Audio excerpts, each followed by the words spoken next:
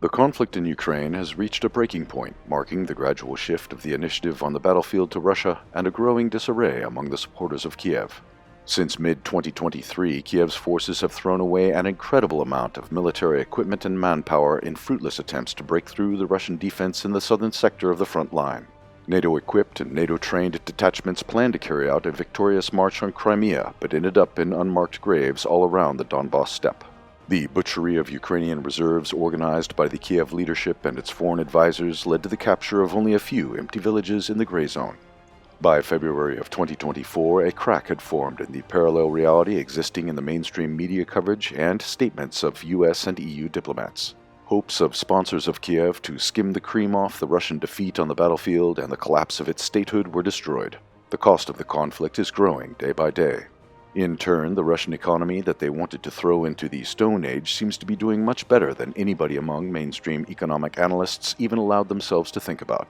The Biden administration has been struggling to push the new aid package to Zelensky and hangers-on. The fixation of the Biden team on Ukraine instead of dealing with internal economic and social challenges plays into the hands of his opponents in the upcoming presidential election. From the useful tool in the standoff with Russia, Ukraine became a bargaining chip in internal political games. Both Democrats and Republicans would be happy to move away from this situation by laying blame on the failure on their opponents.